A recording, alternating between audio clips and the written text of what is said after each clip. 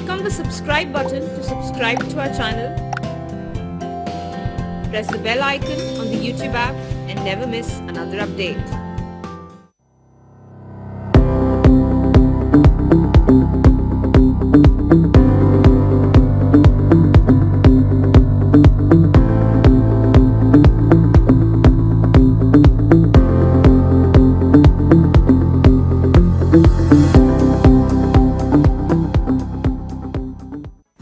For those of you writing mains in 2019, coverage of current affairs seems to be a very tedious task. We at Vision IAS are here to solve this problem, bringing to you a one-year comprehensive current affairs program, Mains 365. It's going to be a 24-day course in which the whole year's current affairs will be covered. Coverage and the material will be section-wise. You will have polity, economy, international relations, environment, science and technology, culture, and social issues. We analyze and compile content from a wide variety of sources: the Indian Express, the Hindu, the Economic Times, the Economic Survey, Budget, Lok Sabha channel, Rajya Sabha TV, and so on, saving you the hassle of flipping through millions of pages. The program comes in both English and Hindi medium, and there is flexibility of going to the classroom and taking the classes online. You can find the details of the course in the description box below. So, join Mains 365 today and streamline your preparation of Mains 2019 with the current affairs program. For more details, you can contact us on the numbers and the email ID on our screen. Are you planning to appear for UPSC Civil Services 2020? You must be working hard, but in addition to hard work, it requires right guidance and proper strategy to succeed in the exam. Vision IAS, with its expertise in guiding aspirants to success year after year, has come up with Foundation Course for General Studies Prelims and Mains 2020, a comprehensive course to give right direction to your hard work. Course features are comprehensive coverage of syllabus, continuous individual assessment through daily assignments, mini tests and test series, relevant and up-to-date study material, access to all live and recorded classes at online personal student platform, includes our All India test series for prelims, GS mains and essay, includes current affairs programs, PT 365 and Mains 365. Available in classroom and online mode in English and Hindi medium. Join the Foundation Course 2020 to gain an edge over the competition. You have all written prelims and are now waiting for the result. So what do you do now? There are two ways to go from here. First is just sit back and speculate on the cutoff to see how you performed, analyze the questions. Or the second way is to start preparing for your mains right away. But then, how do you do that? Where do you start? How do you cover those dynamic portions which you did not prepare during the prelims exam? And what about current affairs? How do you go about them? Vision IAS, through its years of expertise in general studies preparation, has brought together a comprehensive program, General Studies Advanced Mains 2019. It is going to be a 60-day program where we will cover topics from GS 1, 2, 3 and 4. The details of the topics are available in the brochure, which you can find in our description box. Along with that, we will be covering Mains 365, in which we will be covering current affairs of the whole year from the perspective specifically suited for the mains examination. Mentoring program will be included in this, in which you can take personal guidance sessions on answer writing or any challenges which you are facing in the preparation. Study material will be available to you for the static portion and for the current affairs portion. For those of you who do not wish to relocate to Delhi at this time, we also bring all these services to you through an online mode. Along with the classes, we also assign a test series to you so that you can evaluate whatever preparation you are doing. mains and essay, both the test series will be included in this program. So what are you waiting?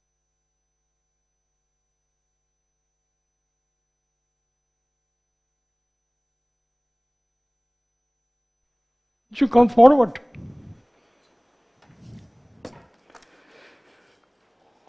Well, good morning, ladies and gentlemen.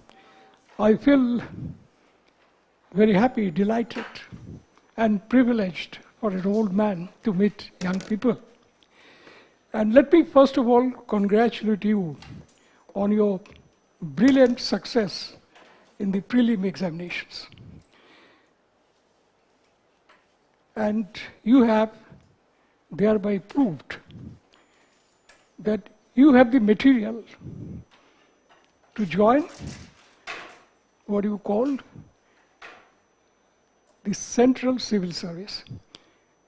And if there is any one of you who is yet to appear for the prelim, I would pay rich compliments to him and them for the courage to appear in what is probably the toughest competitive examination in the world. So, by expressing their willingness to fill up the form and to appear, they have indicated their courage, their willingness to work hard, which could be best summed up in the Hindi expression, "Hum kisi se kam nahi." That should be the motto of everyone who is trying to make it to the IAS and the civil service. You have already filled up many forms in your life. I'm sure this is not the first form. But it may be useful to know the significance of this particular form. You see, this form and filling up the form by an individual is one of the achievements of the French Revolution. This was introduced by Napoleon Bonaparte. It was a part of Code Napoleon. It was developed as a means to obtain authenticated information from a person who is seeking justice or some service from the government.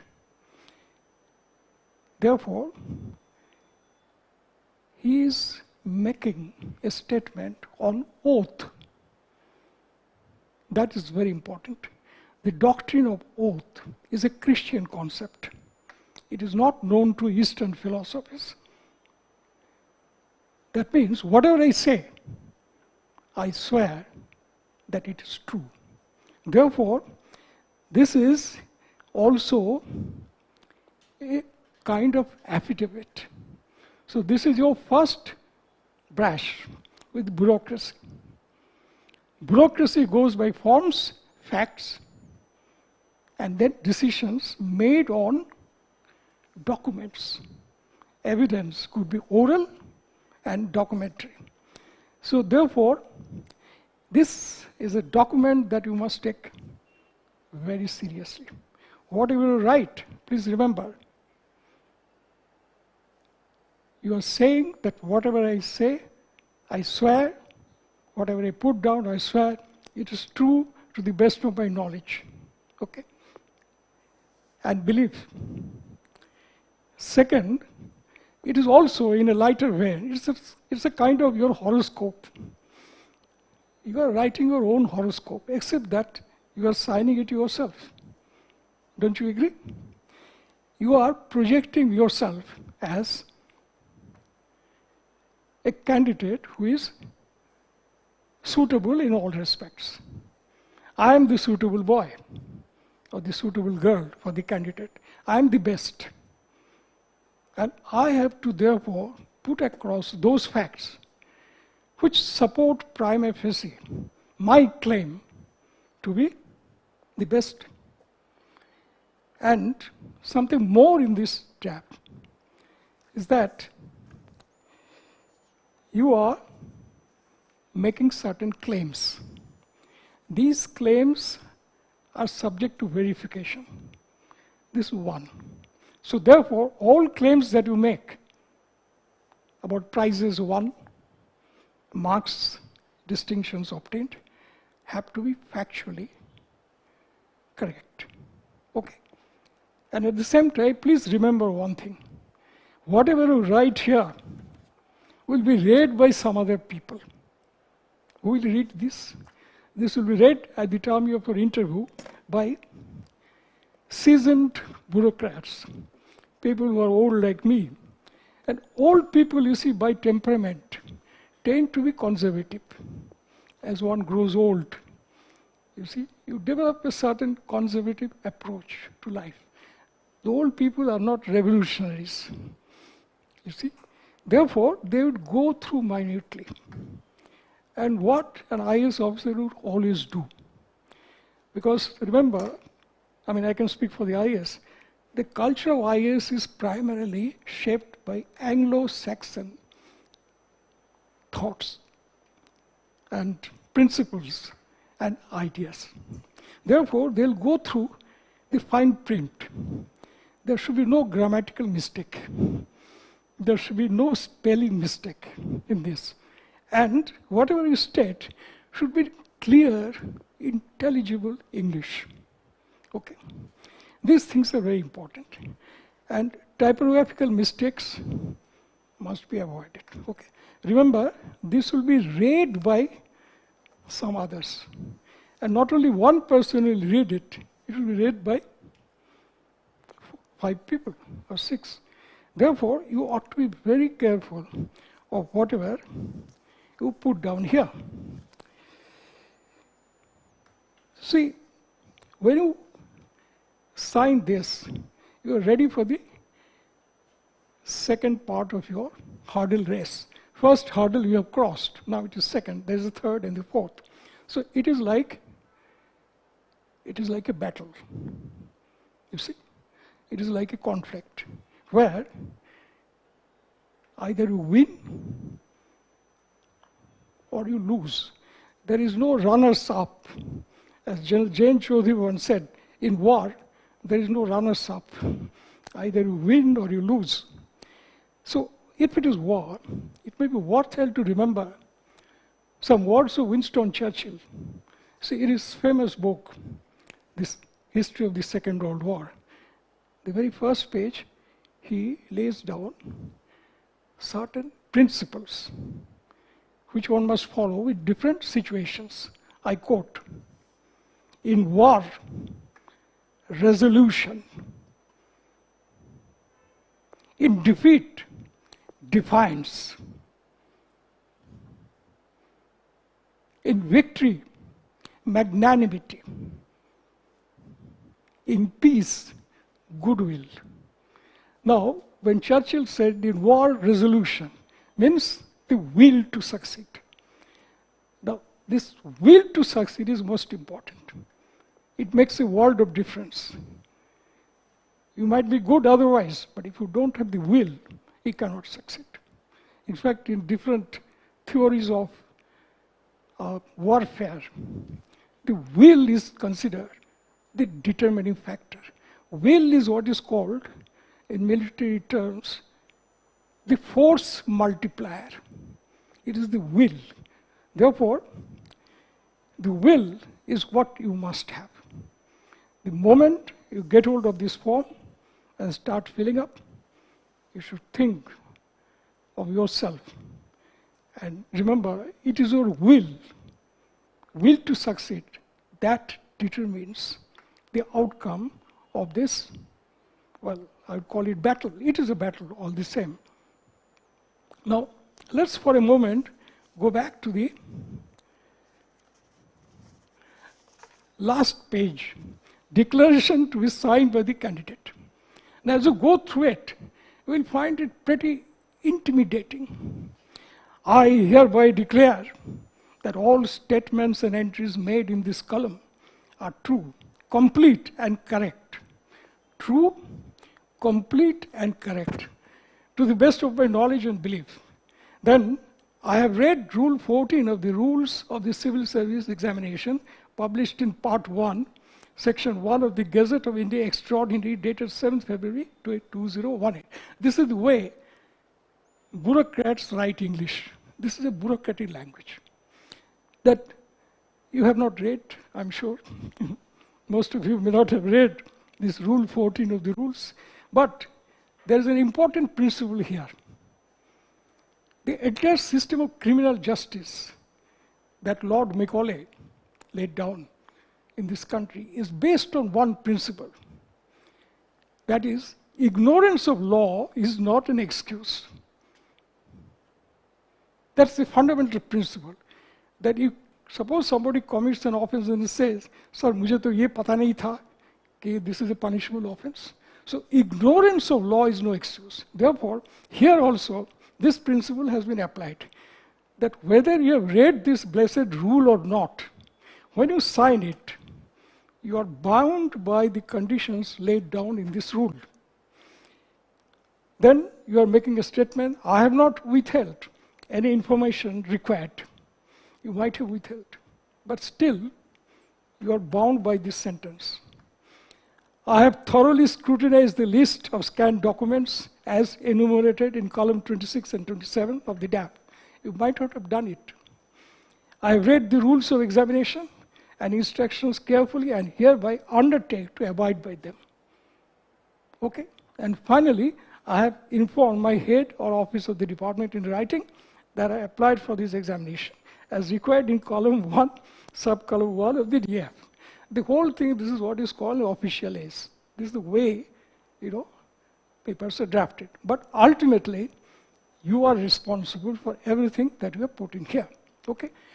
Now, how do you proceed? You have the blank form. Now, just try to imagine your mental framework when you got hold of the form. You're very happy, you have cleared the prelims, you are on top of the world, and you have got to fill up. Now, the first thing that you have to get yourself photographed, isn't it? Now that is an important administrative decision. Please remember, the context in which you are going to the studio or whatever. What for? Now that means you must understand that when this form is circulated, the first thing that a member will do is to look at your photograph. This is a human nature. Look at the photograph. So the impression that you create is important. Now here, I would like you to consider what image would you like to create. What dress will you wear? That's my question. It's a color photograph.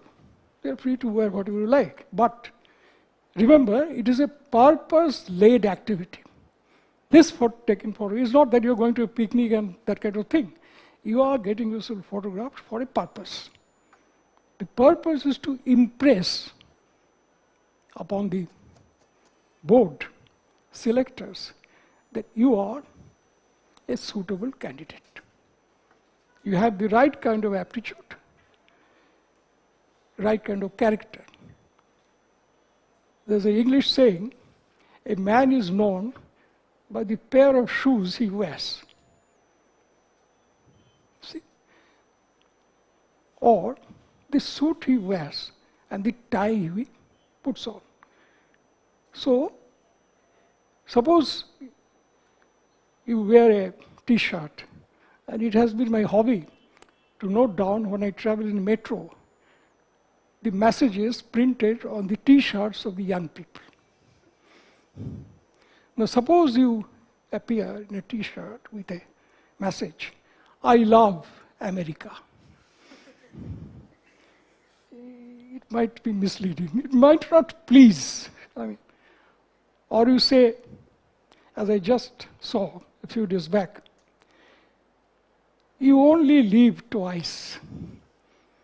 Now that's the title of a James Bond movie in good old days in the 60s. Now, it is up to you whether you should wear a kind of a t-shirt where message is loud and clear, or you should wear a shirt and tie, or a shirt, plain shirt, preferably white or plain color or light cream.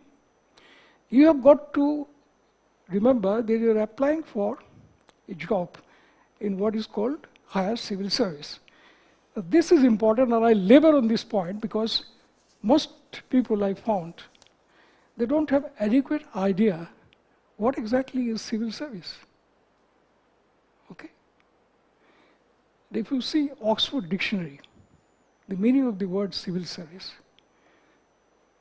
all posts under the government other than military and judicial, which are borne on the civil side of the budget, constitute civil service. That is, all non-judicial and non-military posts under the government constitute civil service. Second, in India, we have the provincial civil service and the central civil service. You are really trying for entry into central civil service. Okay. Now, what is the primary duty of the civil service? Now, during mock interviews, even at the later stage, when I ask candidates, some of them said, "Sir, I'd like to dedicate my life to serve the cause of the poor and the downtrodden." We smile. "Sir, I'd like to pay to the society the debt that I owe to the society. Society had given me so much, I want to give back something in return." In my way, to be frank, it is neither here nor there. It is fine expression of sentiments, but it's neither here nor there. Now, if you go by the strict bureaucratic meaning of the term and the duties it implies, it boils down to three things. Number one, enforcement of law, implementation of policies and programs which have the force of law, because every scheme that is implemented with the money sanctioned by the government is approved by the legislature, and legislature vote such expenditure in the form of bills. Bills become acts, finance act. Act has the force of law. In other words, whatever you do is basically connected with enforcement of law and implementation of policies and programs which have the force of law. Please remember, this is primary duty. Second is, you have to be just and fair, and should appear to be just and fair. You are not the last person. Whatever you do is subject to appeal before higher authorities. Therefore, your orders should be speaking orders, transparent, fair, just, and intelligible. Okay? So these duties require a kind of personality, and that should be reflected in the way you fill up the forms. What kind of personality is required? First and foremost thing is that, well, your generalist potential is going to be tested. Whether you have the capacity to take a multi-dimensional view of certain matters of public interest, whether you have understanding of the multi-dimensional aspects of public policies. For instance, in India we have a serious problem of high incidence of anemia among the women. What exactly are the implications of this? It can be relatable to the poor performance of India in the field of sports, athletics, and games. Because if the women suffer from anemia, the children are born with certain weaknesses, which might be very difficult to overcome. So it is not just what this anemia eradication program is not a health department's program. It has wider social, economic, and cultural dimensions. So this requires a wide range of interest in many subjects, not connected with what you might have read, interest in other cultures, societies. So that kind of a temperament is going to be tested in the mains examination, primarily. And therefore, your DAF should give some idea that you belong to this category. That whatever you have learned, whatever you have achieved, etc., must sum up, add up to what you call your high level of generalist potential. Therefore, DAF is extremely important. And remember, in this country, we have democracy. But what exactly are the fundamentals of democracy that you ought to understand? You see, the system that we have is primarily based on Greek-Roman traditions, which were adopted in Europe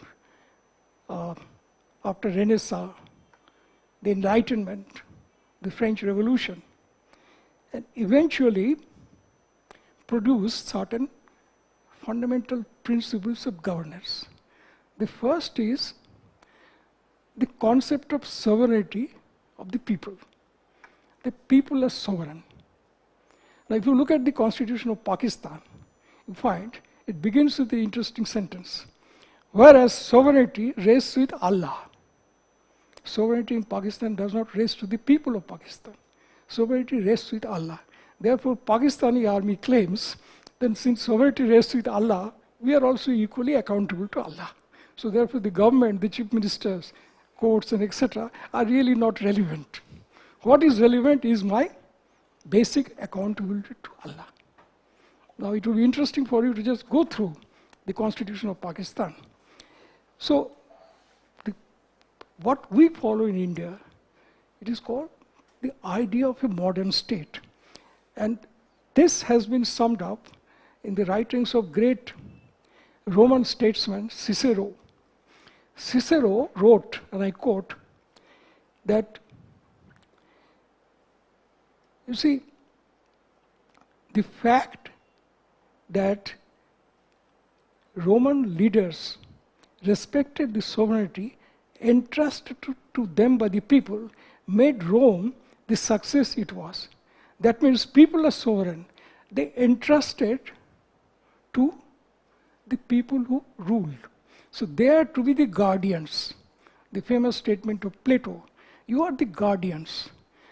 People are the sovereign. They have entrusted you.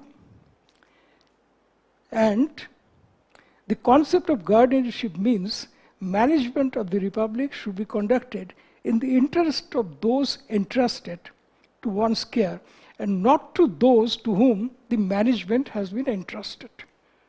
You get my point? Sovereignty rests with the people. They have entrusted it to the elected representatives. And they must run it, not in their interest, but in the interest of those, namely the people, who have entrusted their faith in them, who entrusted them with this task. They have not transferred, but only entrusted. There's a huge difference. Therefore, you are basically the guardian. And here, the role of civil service comes in. So, Cicero said that those who execute government policies must bear in mind that they are guided by the doctrine of trust. Now, this doctrine of trust is built into civil service in India in the year of our Lord in 1853 on the basis of two principles. Number one, that executive functions of the government discharged by a civil service established on merit-based civil service examination provides legitimacy to the government actions. This point is very important. A permanent civil service exercises powers under various laws conferred on them by the legislature. You get my point? This is very important for aspirants to remember that you exercise powers under certain statutes, under laws. The powers are given to you in your personal capacities because the office that you hold. And you are accountable only to your designated superiors laid down in the statute. Implicit in this is a doctrine of trust. That is, the legislature, having taken certain policy decisions, have entrusted you, the civil service, with the task of implementing it. Now that is extremely important to bear in mind. In other words, you must remember that ultimately the executive functions of the government are discharged by the civil servants. To quote Netaji Subhash Chandra Bose in his address at the Haripura session of All India Congress Committee in 1938, I quote, "In every country, ministers come and go, but the still frame of the permanent services remains. It is the permanent services who really rule in every country."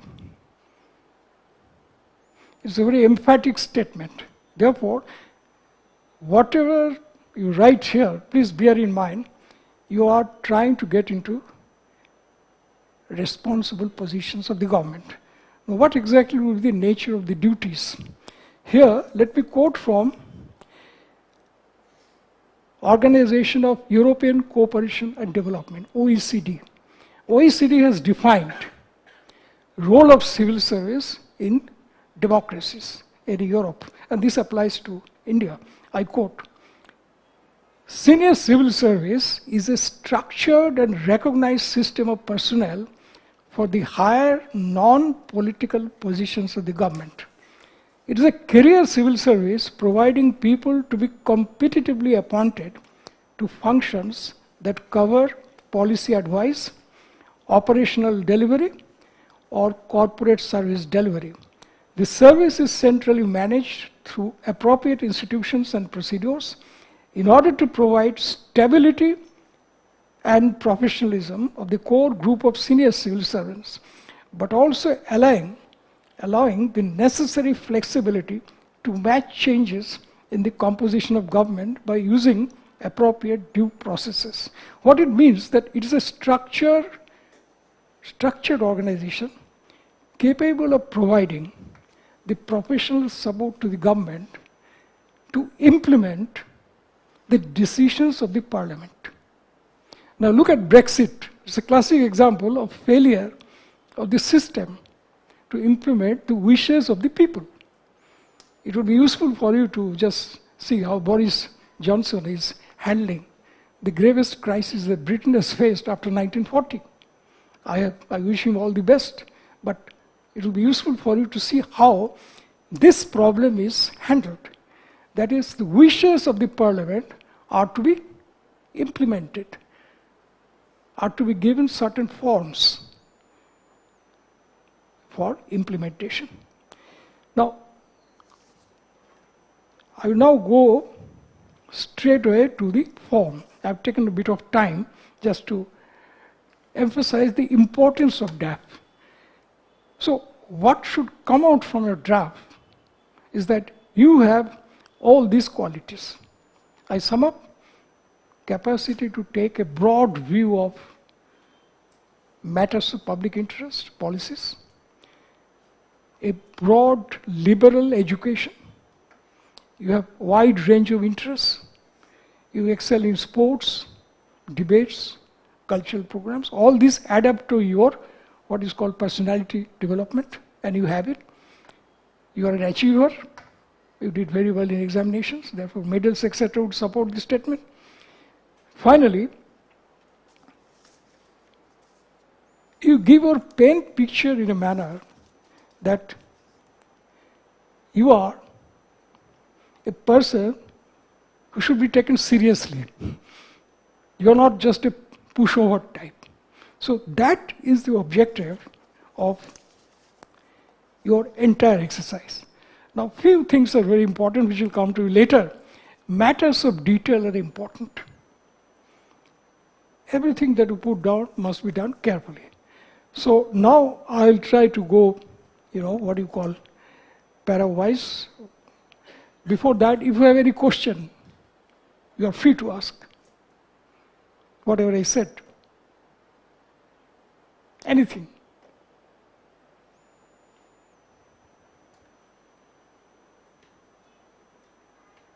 Well, photograph.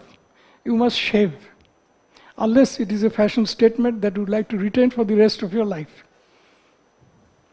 You see, you have to project an image of being a no-nonsense, serious type of young man or young lady.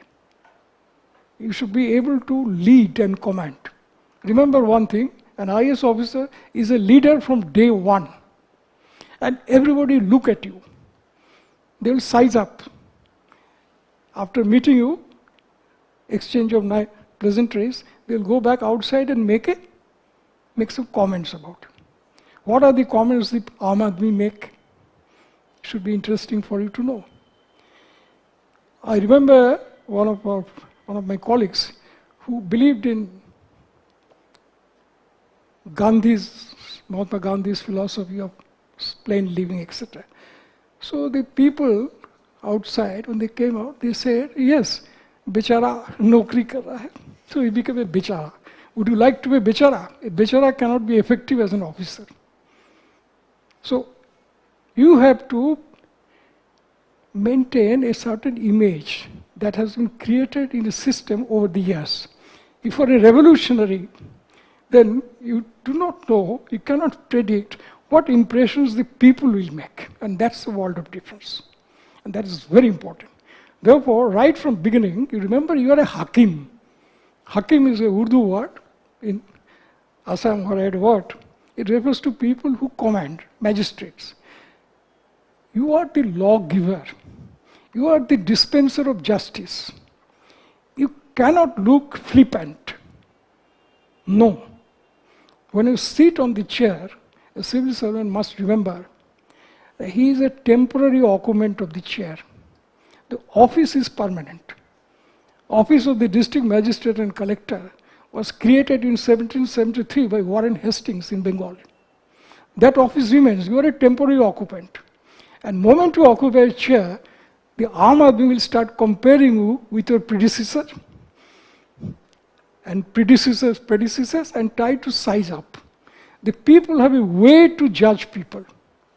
And mind you, the primary quality that will be tested in the interview is your leadership potential. Whether you can lead a team, whether you can organize a multidisciplinary group of people. Say there is terrible flood. You have to organize a team of flood control engineers, agriculture experts. You have the social education people. You have to get everybody mobilized to provide relief to the people. You have to requisition the army. You have to ask the National Disaster Management Authority. So it is this kind of quality which will be tested. Right?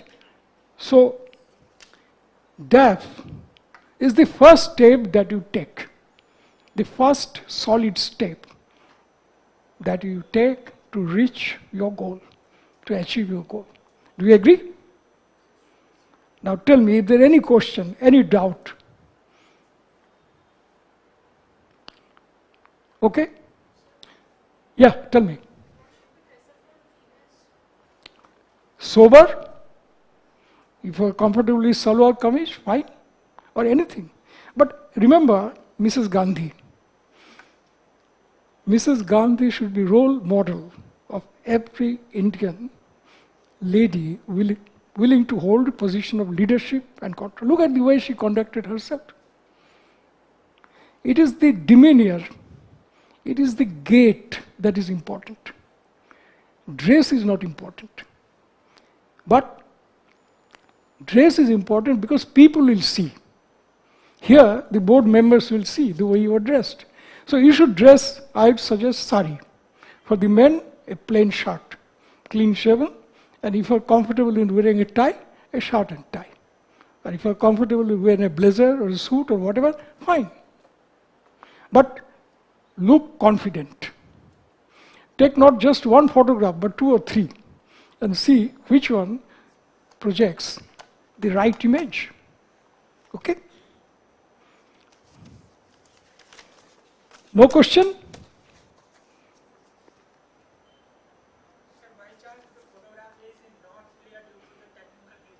Then you scrap that photograph, get yourself photographed again. After all, it is you who will be sending the photograph. Nobody else is doing it, isn't it? So you look at the photograph and go to another studio or whatever.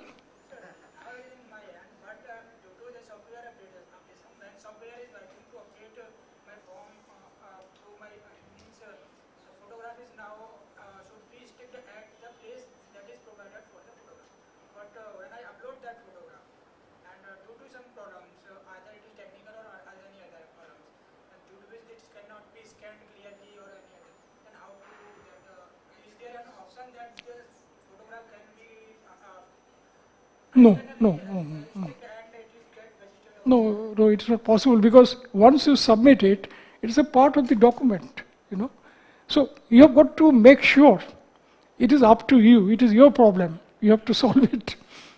It is your problem. It is nobody's problem. You have got to solve it. If you can't solve your problem, how can you solve the problems of so many people? So this you have got to resolve yourself.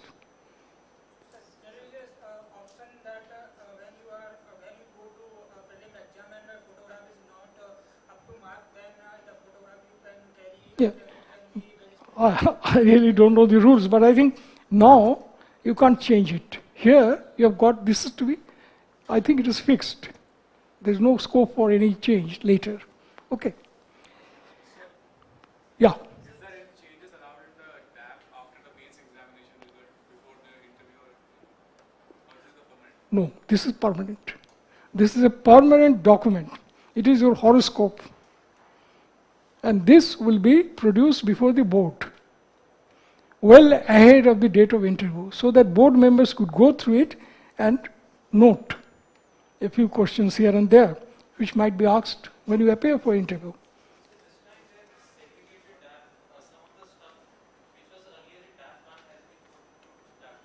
Yes.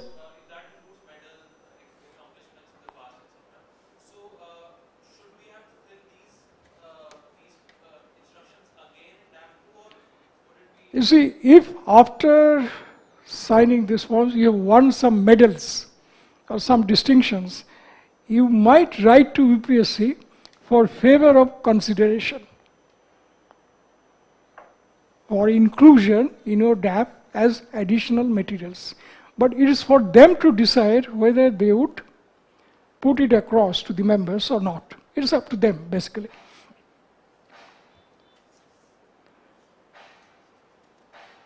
Okay, so shall we go pairwise? First should be no problem. Second,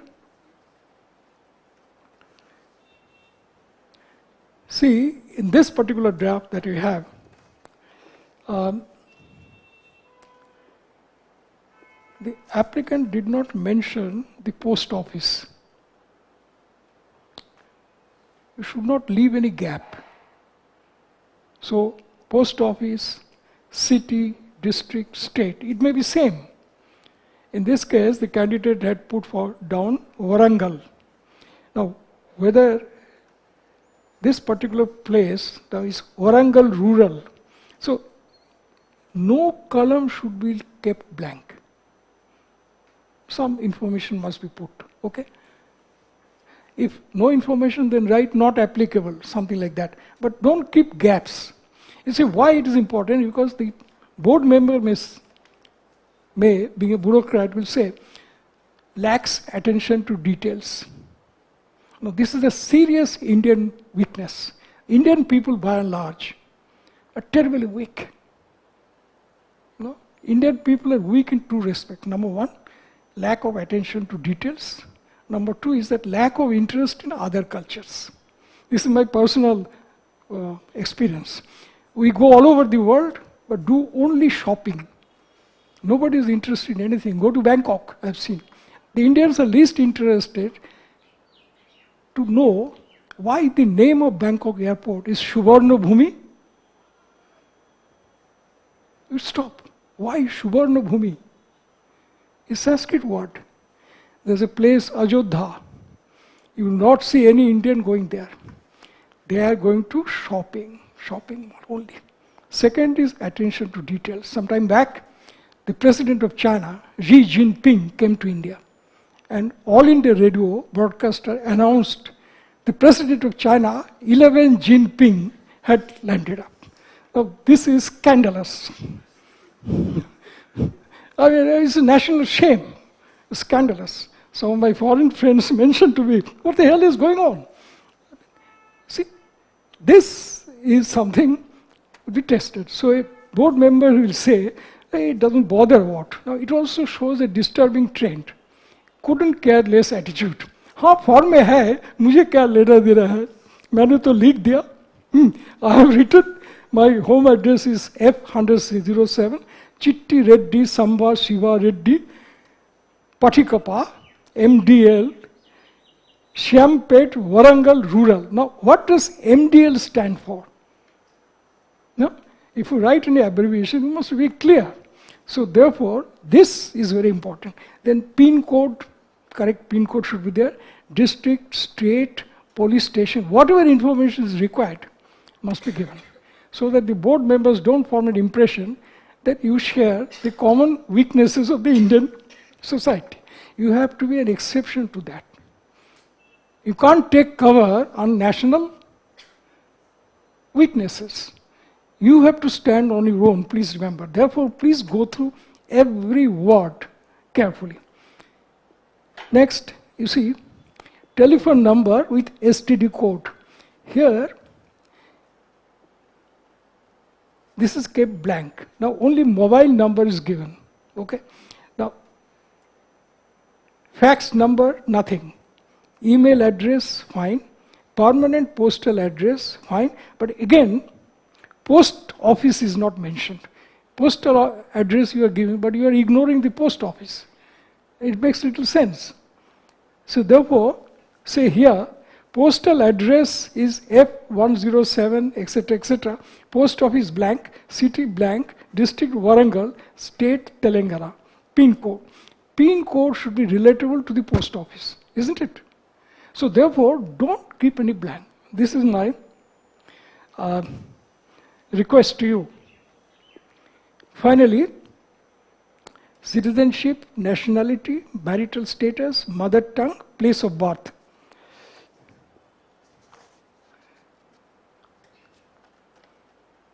Yes.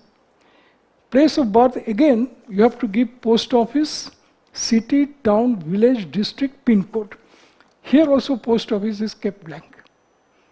That should be avoided.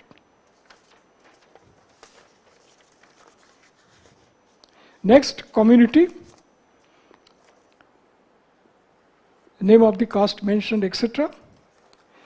Name of the minority community. This you should read very, very carefully. It is necessary to go through it carefully and read the fine print and put down the necessary information.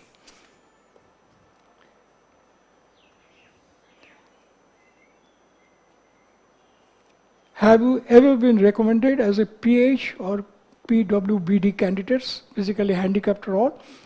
These are factual matters. Please go through it. Mind you, if you claim anything, it has to be substantiated. There must be some medical, evidence, reports, etc. to suggest this. Okay. Choice of center for examination. Again, benchmark disability. Indian language for paper 1. then your optional subjects. Now that's important. Why I'm saying important is that you should bear in mind that a question may be asked that you did your electrical engineering, but why do you take up political science and international relations? You have got to give some credible, clear answer to that. Okay? So your choice of optional subject speaks volumes of your character.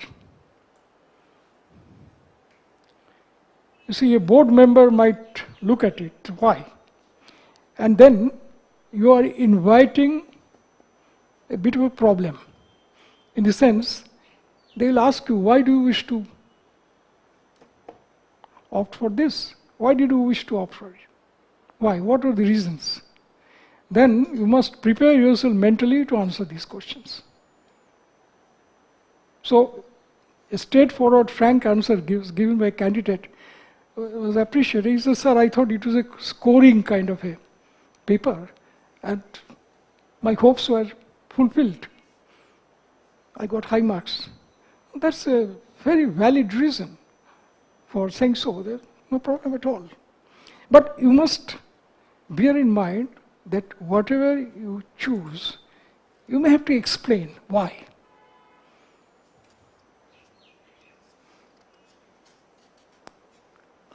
Then language medium, this is just factual.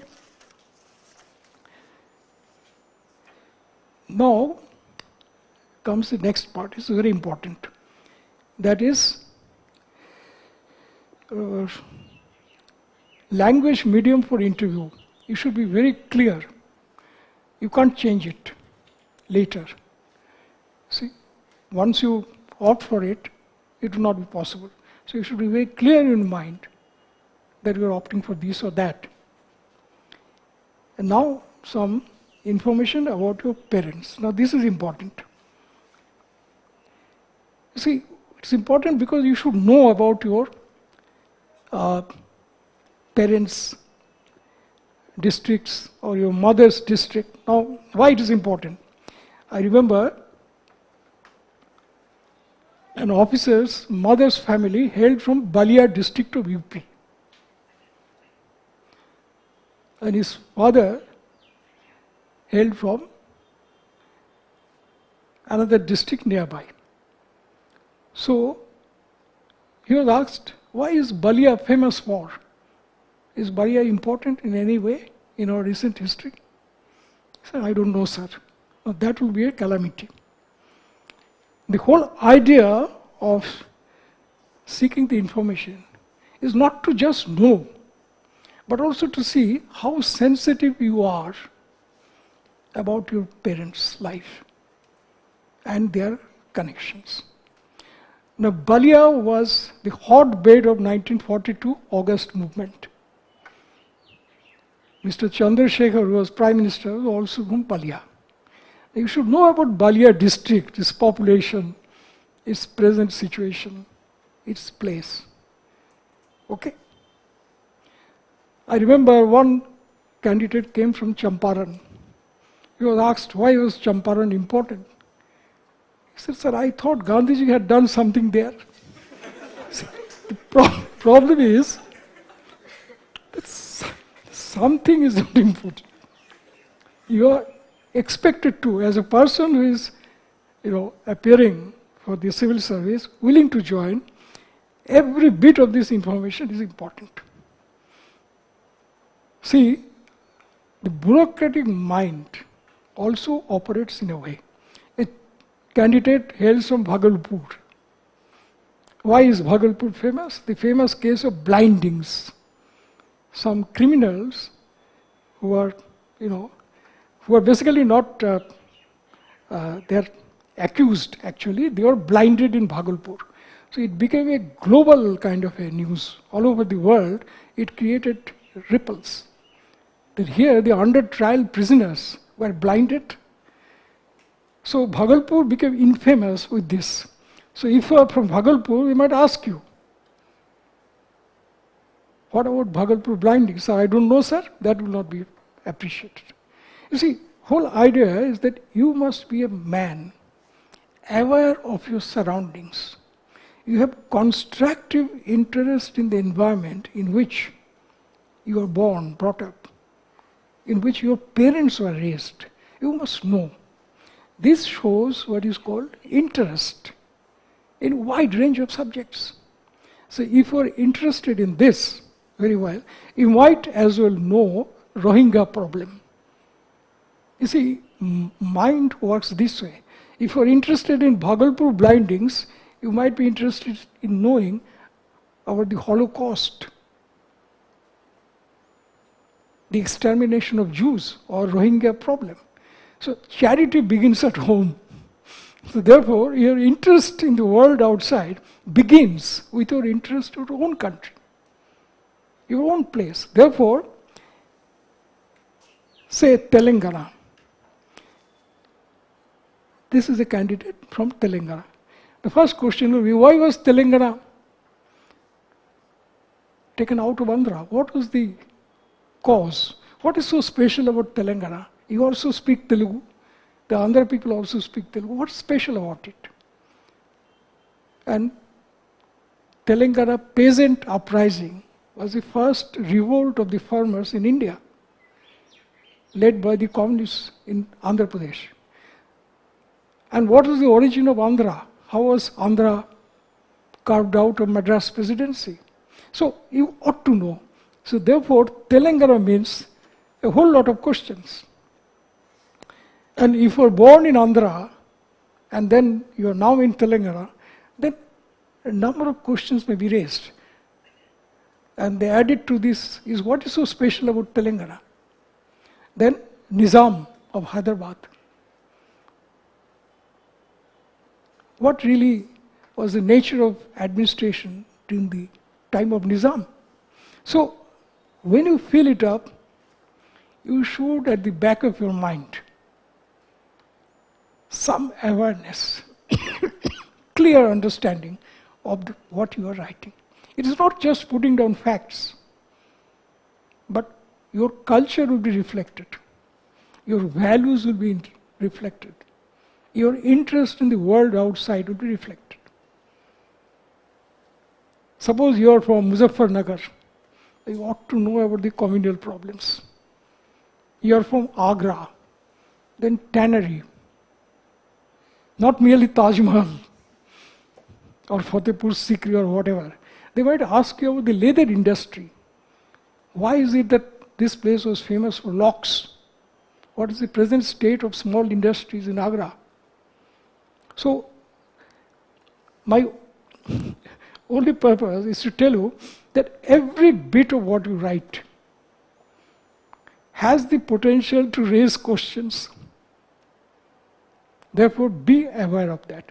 And don't put things which are not factually correct. And don't leave any portion blank. That's not done. So, your mother's postal address, etc., this should be very clear. And whenever you write postal address, the pin code and the city and the police station and the post office, village, all these names must be written correctly. Okay. Yeah. Whether we write everything in capital letters or capital alphabets or small. You see here, you can do it. You can follow this. It is all in capital letters, so that there is no ground for confusion. Okay. Which means if you write something wrongly, that will also be clear. It will be loud and clear. Now comes the most important part. Educational qualifications. Column 14.2. Now you see, here you ought to be very, very careful in putting down this data.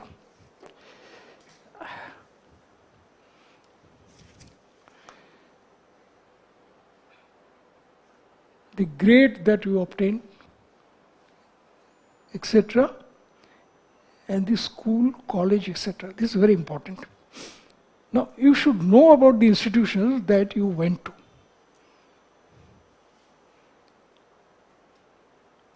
a real life experience of mine. A candidate appeared. So you pass from Lady Shri Ram College? Yes, sir. Who was Lady Shri Ram? After a pause, the answer is the lady wife of Lord Shri Ram. It is disaster. Isn't it? It will be a disaster. Now, the board members did not laugh. They just asked him that, which Lord Shri Ram are you referring to? Now, obviously, the candidate was a bit of a, out of depth. He didn't know. Lord Shri Ram is different in common parlance, so you ought to know. See, the whole idea is your curiosity. You see, as I mentioned earlier, the primary quality of a journalist is endless curiosity. The willingness to know, learn, so many things, from wildlife to forest conservation, you see, to flood control, to everything, to insurgency, to every problem in the world. Now, charity begins at home. Another example, DAV College. I'm sure quite a lot of you must have gone to institutions. Now, I would, coming from Eastern India, I would naturally ask, what do you mean by this abbreviation, DAV? What does it stand for? Dayanand Anglo-Vedic College. Fine. Next question is, could you please tell me, who was Dayanand?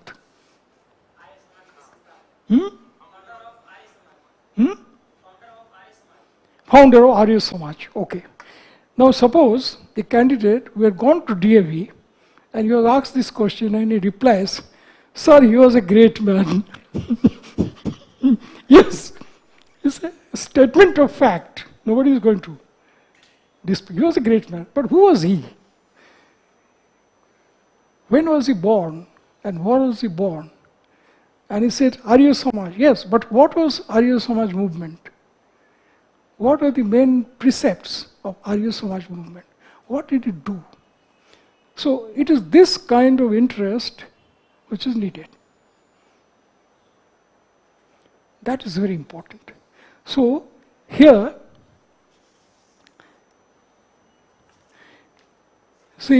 just see this candidate, 10th or equivalent, passed in 2010, year of our Lord, Telugu, English, math. Now, Srinas Ramanujam Concept School. I think it should be Srinivas Ramanujam. It cannot be Srinas, S-R-I-N-A-S.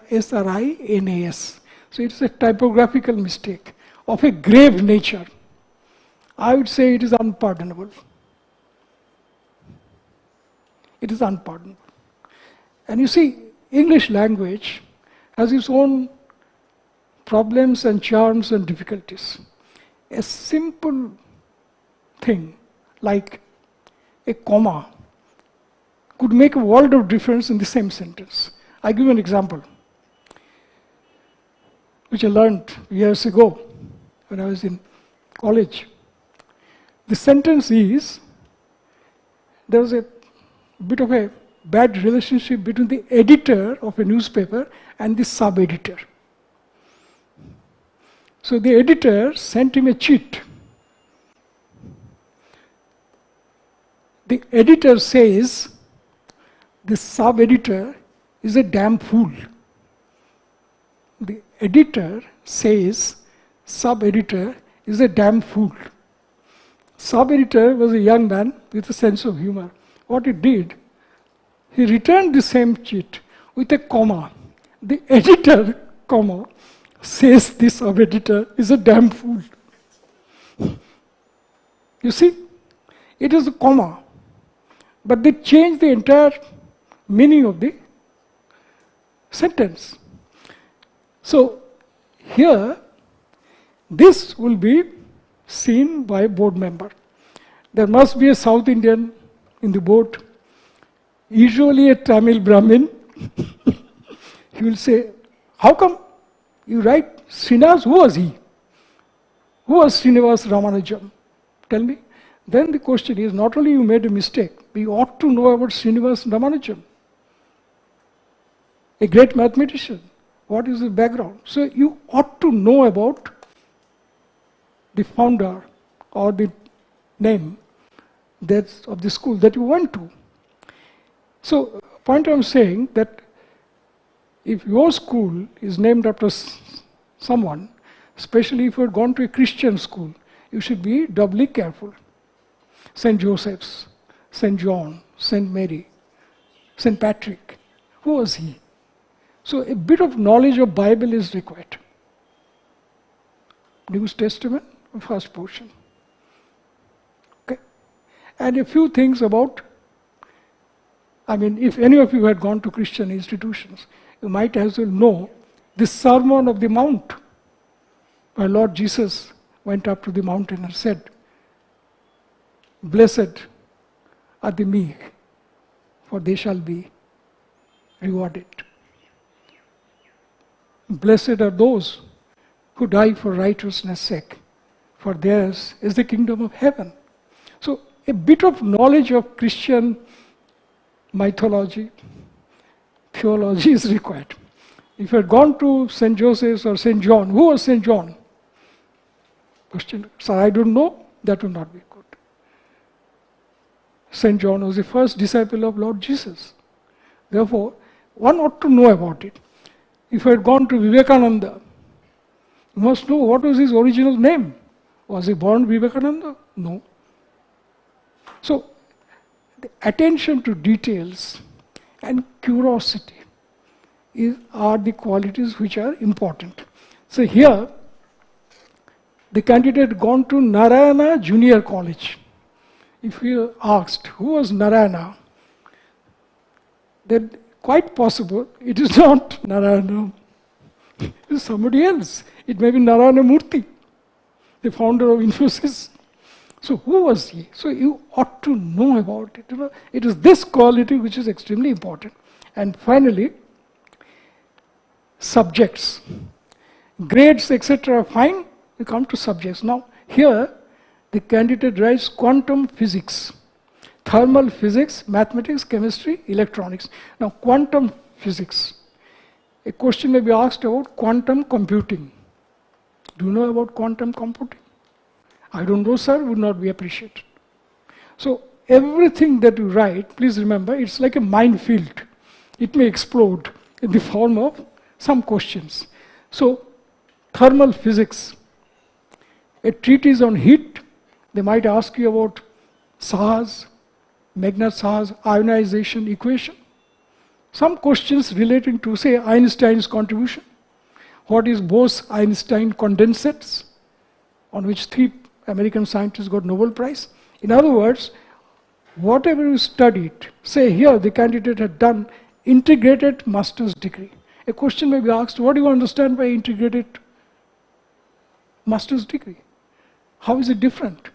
So, you must know what you have studied and subjects in which you excelled. You did very well, therefore you ought to know about it. So one should be very, very careful, okay?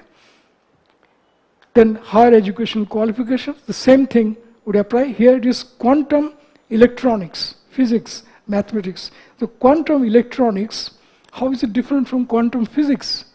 A question may be asked. Please explain to me in layman's language. Any of you had done this subject? Present? Any of you? No. Okay. Now comes the question. Yeah.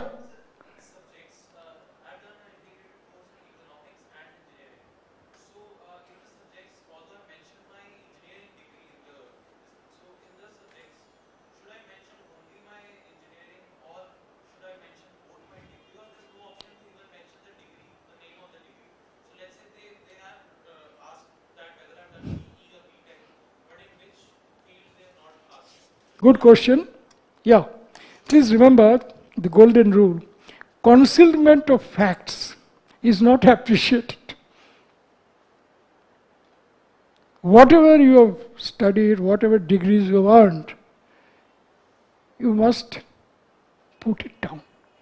So if you have done an integrated course in mathematics and economics, you ought to put it down. With details like duration of the course and the degree earned, awarded.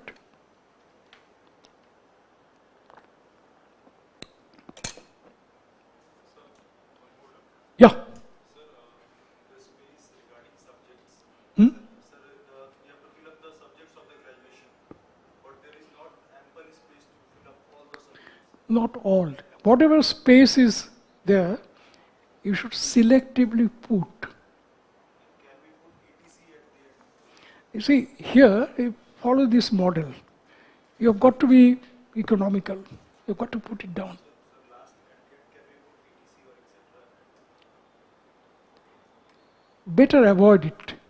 You see, it should be specific. There are 27 subjects. But what are the main subjects?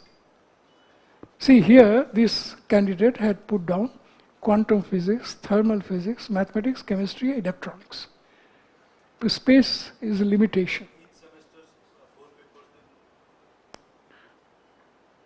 papers. It is entirely up to you, but the main subjects that you learned must be put down here. Okay? Now,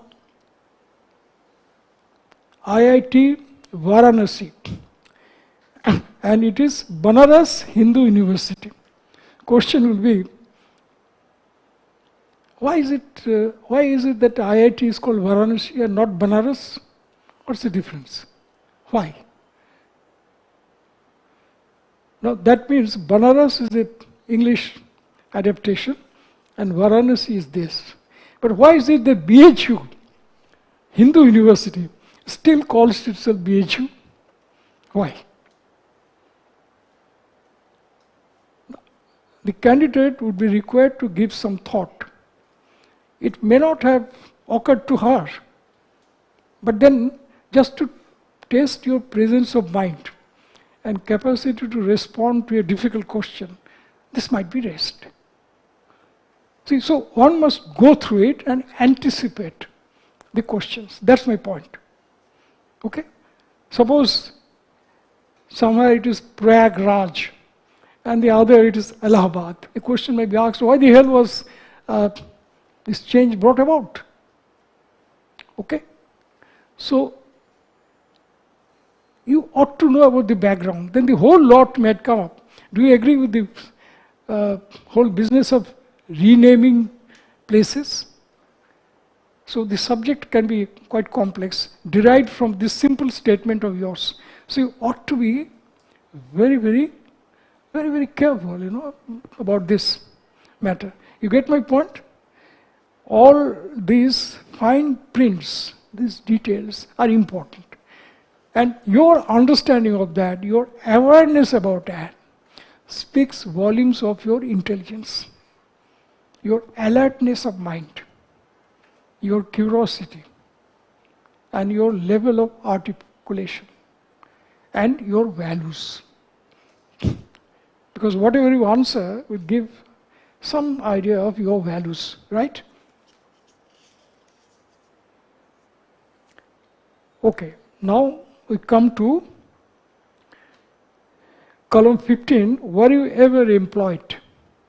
A truthful answer is required. Then, this is important, please give particulars at the university, state, national level, prizes, medals, scholarships, etc.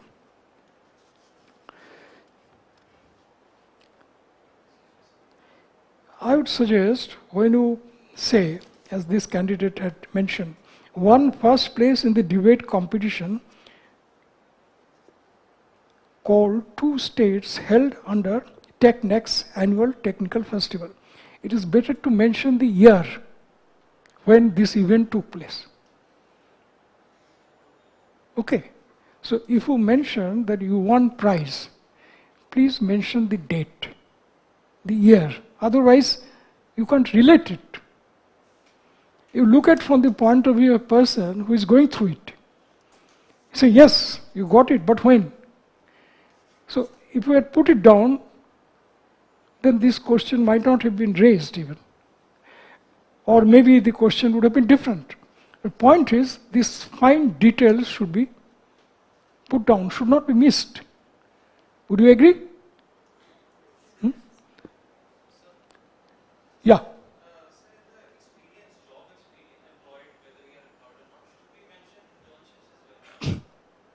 What is the meaning of the term employed? Employment is a formal relationship between the employer and the employed. Now, just give a thought whether you are employed in that formal sense. If you are self-employed, then it is not employment. It is engagement. You have engaged yourself in some constructive work or not so constructive work, whatever. So, please remember, this is a question directed to any formal relationship that you might have had as an employee in relation to a person or an organization called employer, like that.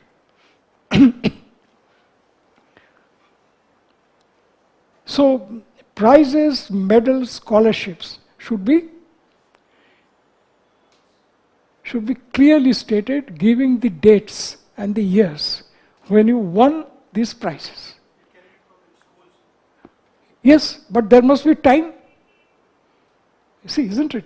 Everything is time specific, year specific, so please mention it, so that people will get a clear idea. You see, no need. No, here, no evidence. You see, you are making a statement on oath. Please look back what you have said.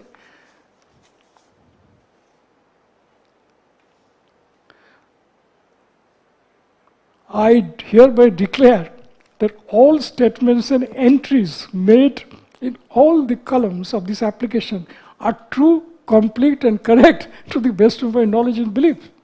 You have signed an affidavit. Therefore, the board will accept your statement. It's not required. It is not required for you to file the application. You are qualified. But this is a statement you are making on oath. Please remember, you are making a statement on oath. Therefore, if you state the year, then it becomes credible. It's credible to the board. How significant should be the achievement like we are putting in? How significant the achievement should be? This is entirely up to you. If you had won any prize that is awarded by any authority, say university, college, or in a public competition, whatever distinctions you have earned from a recognized public authority, maybe private also, whatever it is, but it must be a recognized qualification. That's my point.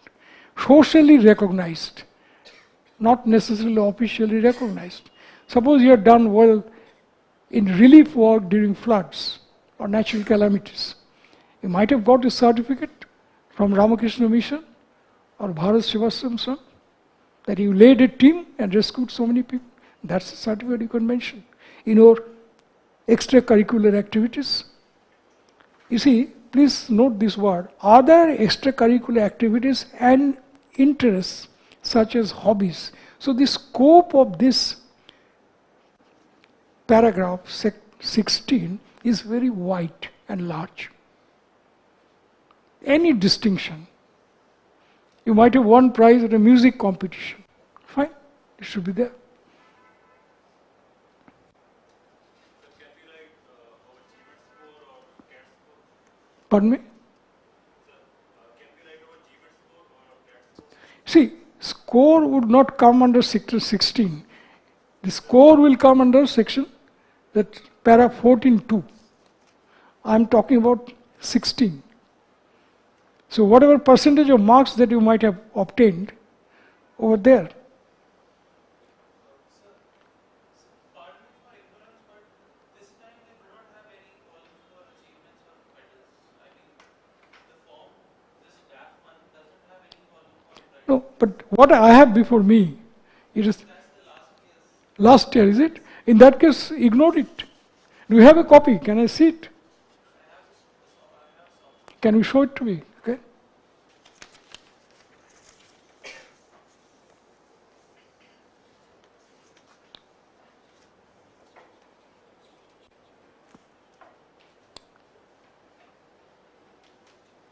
I think this.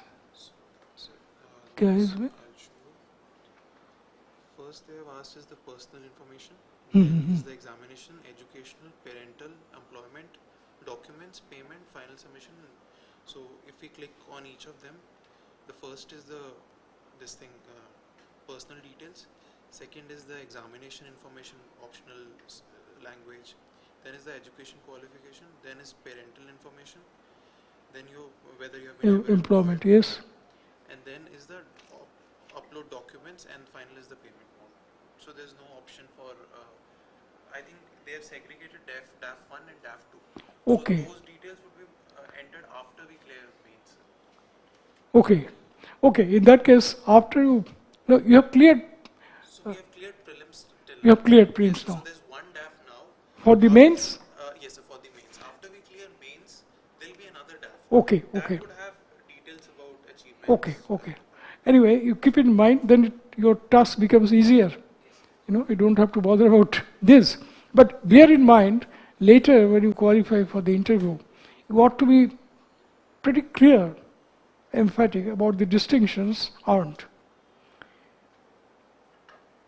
The rest are factual. Have you attempted earlier or not? Etc. Not much, the matter ends there. So, then there is a summary sheet, which you must see here. I don't know whether it is still there, but again, basically the same set of informations. Now, here I find there is a column, extracurricular activities and interests. This is very important. This might be there in our second kind of DAF. Reading books related to history, physics, politics, Telugu, and English literature. Now, the range is pretty wide here, as you see. Related to history, physics, politics, Telugu, and English literature. Suppose you are from Kannada, from Karnataka. A question may be asked about Tipu Sultan. Inevitably. What do you consider? What do you think of the role of Tipu Sultan? Now, suppose you have engineering background. Then you might say, I'm just trying to give you a hint of how you should deal with. I consider Tipu as a great figure of India's history because he took interest in science and technology. And you saw in the victories of British and the French, the triumph of technology. So he got interested in the matter and he developed technical collaboration with the French and the British and developed the prototype of what came to be known as Mysore rockets. See, after the defeat of Tipu, the British picked up the technical details, organized a mission and manufactured rockets, Mysore rockets. They were used in 1824 in the first Anglo-Burmese war with disastrous effects for the Burmese. Burmese were very strong, but they had no answer to the Mysore rockets. That sealed the fate of Assam, where I had worked. Assam was till 1824 a part of Burma. The defeat of the Burmese scheme led to annexation of Assam by the British. So you might not go that far, but you could say, sir, I'm interested in one aspect of his work, his interest in technology, especially military technology, and how these secrets should be acquired by Indians to modernize their military capabilities. Then politics, these are all dicey subjects. So what I would suggest that when you fill up, please be precise. Don't give too many areas, because then it might enable the board to, it provide a scope to ask you certain things about, say, just the way I asked you about politics, Telugu, English literature. The English literature, it's a vast area, it's an ocean. Shakespeare, Marlowe, Tennyson. Every time if you say, I don't know, in Shakespeare, ask you, could you quote from Shakespeare? Anything? Anything from Julius Caesar or Merchant of Venice? Then, if you say that this is my hobby, you ought to know about it. See, therefore, better be economical and give an idea that I am interested, say, in reading science fiction. Most members might not have read. Therefore, you will be at an advantageous position. So you have got to play ball according to the situation. Then, watching Bollywood movies, Hollywood movies, and TV series. Now, both, if you cultivate, you will have no time to do anything else in the life. You know, isn't it? TV series, Hollywood movies, watching cricket, and remembering scorecards. There is no need to remember scorecards. Scorecards are best forgotten after the match is over.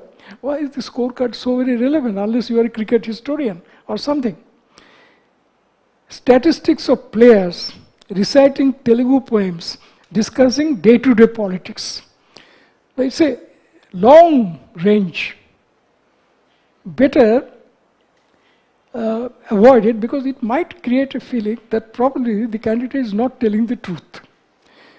If he had all these interests, how could he get time to prepare for the civil service examination? Impossible. At least that's the impression I got. If you have all these hobbies, how can you do it? So, you should be very, very precise and truthfully mention. Be truthful. Now, Hollywood, again, there is a dicey area. Would you like Doris Day? I don't know. Or say Julie Andrews? Now, Hollywood is a world, and many people in the board might be aficionados, they are interested. They might ask you, who is, according to you, is the greatest actor? Was it Gregory Peck, Rock Hudson? Or do you like songs of Connie Francis, or Doris Day, or whatever? Now, you get into a minefield, unnecessarily inviting troubles. So, it should be very, very truthful. If you are really interested, you should do it.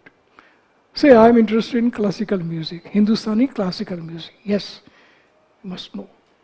You should be able to make a point. See, remember that the candidate is an object of interest for the board. Because board would like to see a person who had struggled so hard, crossed so many hurdles. Now this is the last stage. So board would be sympathetic. You should help the board to confirm the good impression that your DAF has already created. You should not undermine that impression by mentioning things which might create problems for you. Okay? Now, day-to-day politics is hardly a subject for discussion. It's what they say, it's a mug's game. It means nothing, basically. Day-to-day politics is a power game. And what do you understand by day-to-day politics? Is that sufficiently stimulating? It is not. Isn't it? So, your value systems, your values, your ideas and thoughts are reflected in these paragraphs. Okay?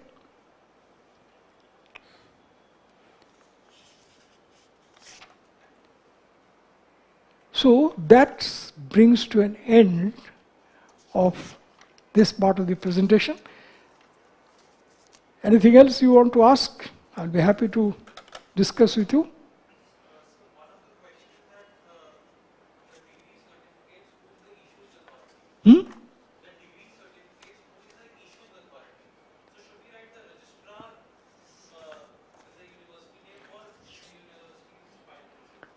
here it is name of board or university. That is the authority. If you are a graduate from IIT, then you have earned a degree from IIT.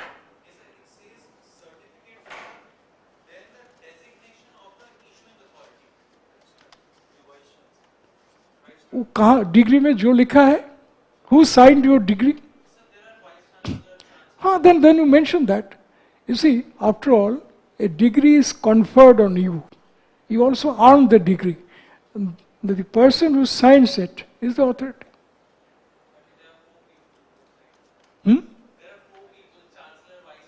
No. Who signs your certificate, degree certificate? No, who signs it? That's the point. You have a certificate, such and such is awarded degree. What do you think? You can guide better.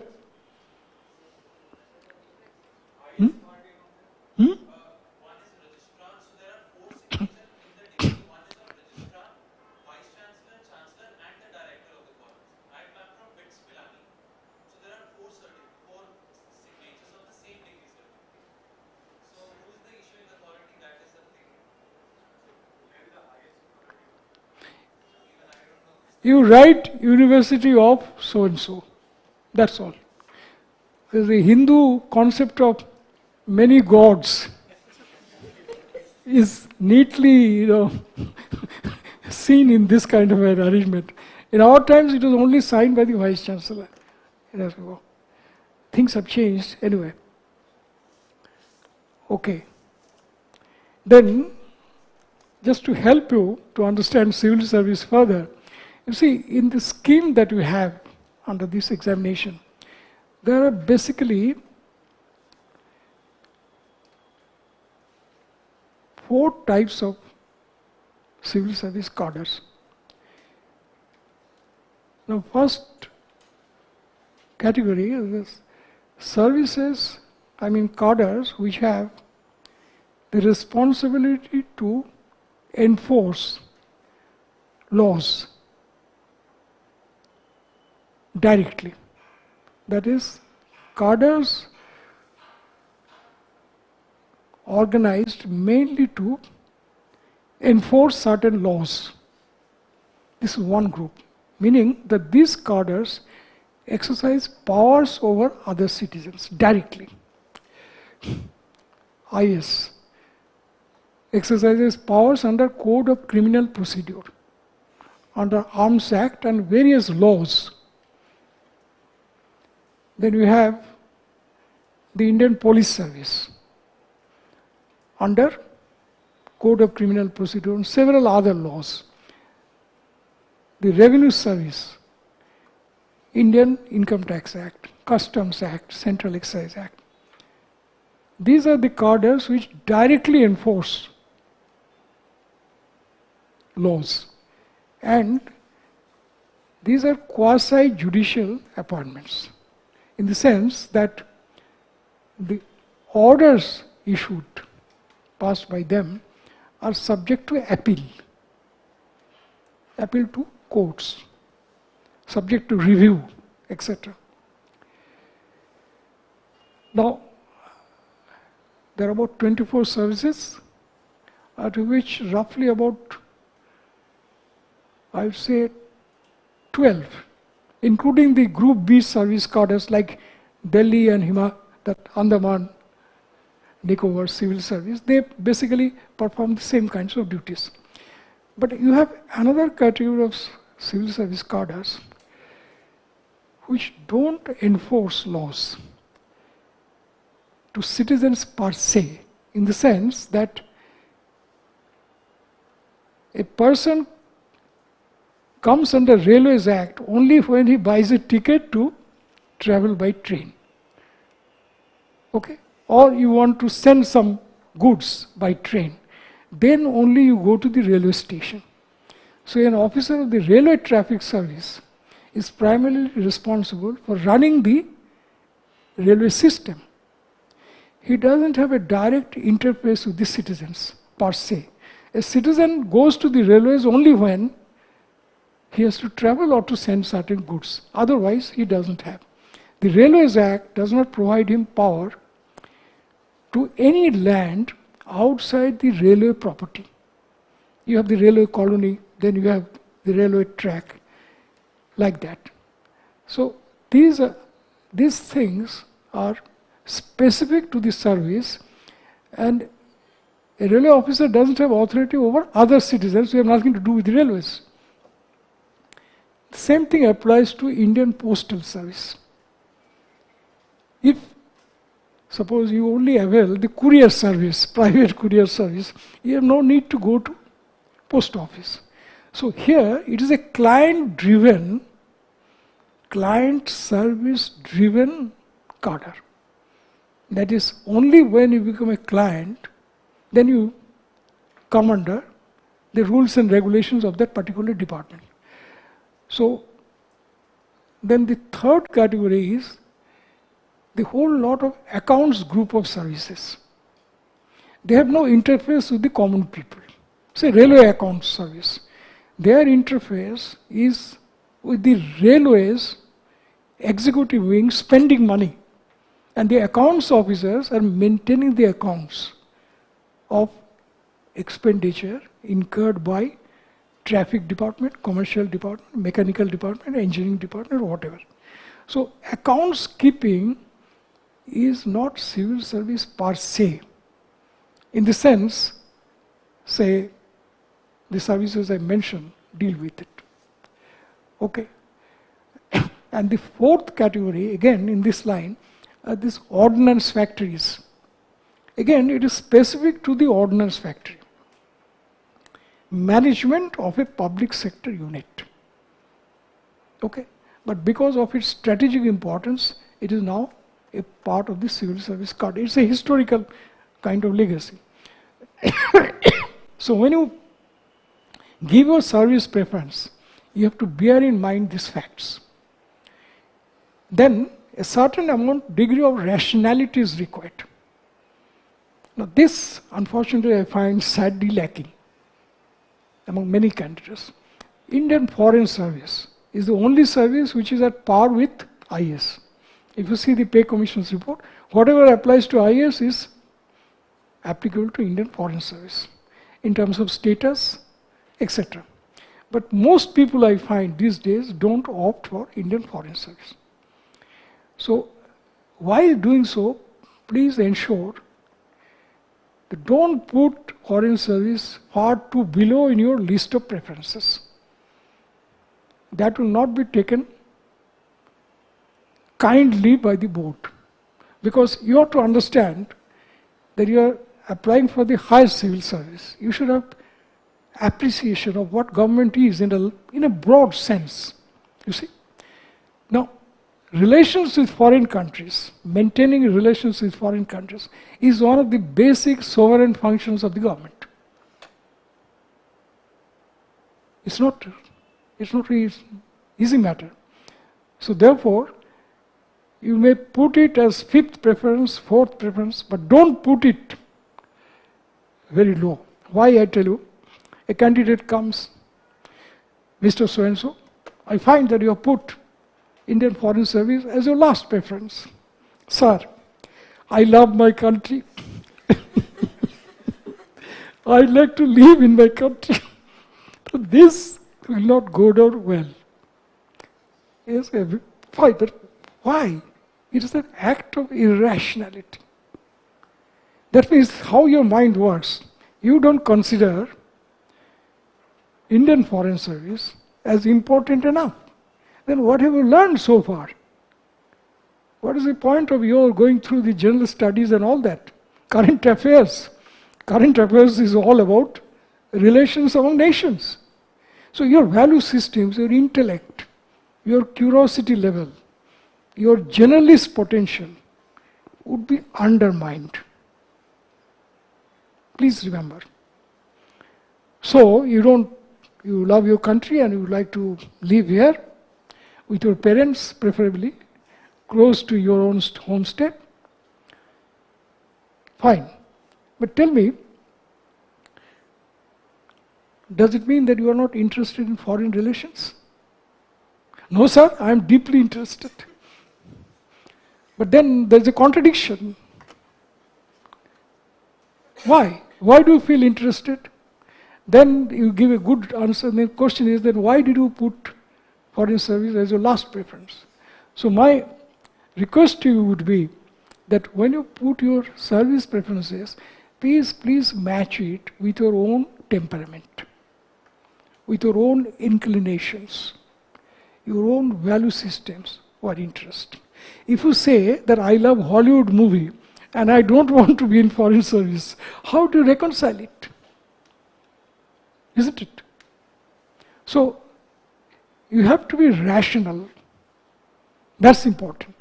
So, and there is this famous concept of rational choice. You must know about it. The theory of rational choice. See? So, here it depends on how you look at it. Have any of you read any of the essays of Kishore Mahbubani? You know about him? Any of you? Kishore Mahbubani? Good. I'm glad you said so.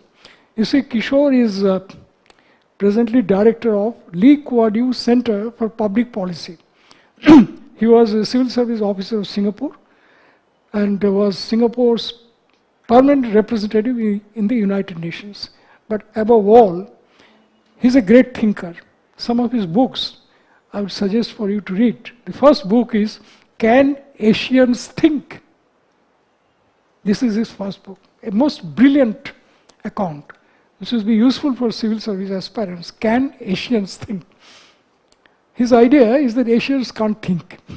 By and large, we have no capacity to think because of our intellectual slavery of centuries. But it's a fascinating book. You see, second book of Kishore Mahbubani is Great Convergence. The Great Convergence is essential to understand how the global affairs are taking place, how current affairs are conducted, how relations of nations are structured. The other thing I want to just look at, there's a young man by the name Pankaj Mishra. Do you know about him? You know about him?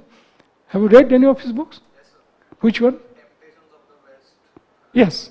The last book that he has written, The Age of Anger. The title of this book is A History of the Present. Written in a most delightful English, and he is considered by the Economist News magazine a heir to Edward Said. That book you must have gone through to understand India of today and relate it to Europe in the 19th century, etc. And what I'm saying is that, coming back to this foreign service thing, when you give your choice, don't make it very apparent, your values. Now, if you give first preference to income tax, or say customs, revenue, etc., which is pretty common these days, it might cause some distress in the minds of the board. Why is it? What is it? The question I might ask you. Why is it that the people prefer income tax? In our times, it was a no-go area. Nobody would go. It was a no-go area. Why is it that people feel? Now you see, it is the enforcement activity basically. Now, in the age of liberalization, why is it that people still look for it? This question may be asked. And I'm not going to tell you what you should say. But you must give some serious thought. Doesn't it reflect a value system? Or changing value system? What do you think? What do you think, honestly? This preference for revenue service.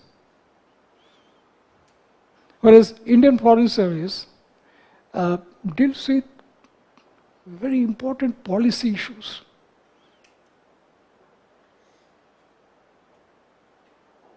The kind of responsibilities, of course, there's a price for it, no doubt, high price. But my point is that when you put down your service preferences, give a thought because questions may be asked. Because that indicates your preference, indicates your value systems, your ideas, your thoughts. See, when you write this,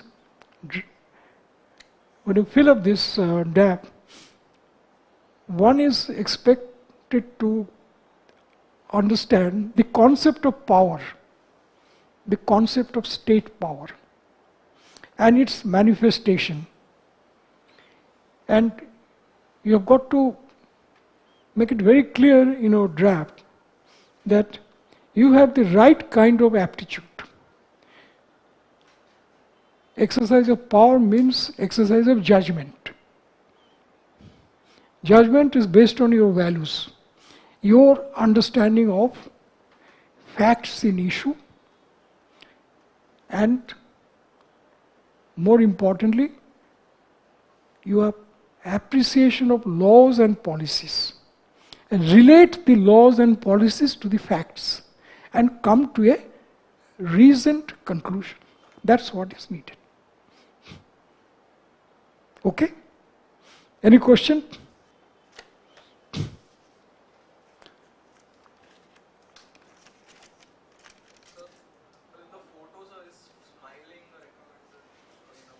Yes, fine. A smile is always welcome. But you see, the point is, you should give an impression of being, of course, a jolly good fellow, but you must be serious, that you are in a position to command, lead, control, regulate. That's important. See, you have to maintain a face that represents the government. You know, your face has to be stern. At the same time, you have to be tactful. So therefore, this is very important. Let me narrate a small anecdote, real life. I was subdivisional officer. I was to meet my divisional commissioner to discuss a matter. He was a Sikh gentleman, 1954 batch. My batch is 1966. So I went to him. He was a man known to be a person of unpredictable nature. He was very just and fair, but at the same time, a bit unpredictable. Now, I learned that people respect him because of his unpredictability. He's rational, he's just, fair, but he's a bit unpredictable. Therefore, people are a bit afraid of him. Now, I always suspected that he cultivated this unpredictability. It is not a natural thing, but he had created an image of himself as a person who is just and fair, stern, but sometimes unpredictable. So, I went to his chamber. This was just after lunch. He called me to discuss some matters, and a large deputation stormed into his room, led by a lawyer who happened to be the brother of an influential politician. And with lots of people, he was a lawyer. I said, "Sir, there's a matter of grave emergency. Your orders are immediately required." So he looked very attentive, glum. And the lawyer went on saying, after he completed, he said, "Gentlemen, I don't apply my judicial mind in the afternoon." He said. So the lawyer was completely foxed. He said, "You see, what you said is very important, no doubt, but please come tomorrow morning at 10 o'clock. But then I asked him, "Sir, this was a matter of grave public importance, law and order, etc." He said, "Dekho, there are few things you must understand. Number one, had it been so urgent, he could have come in the morning.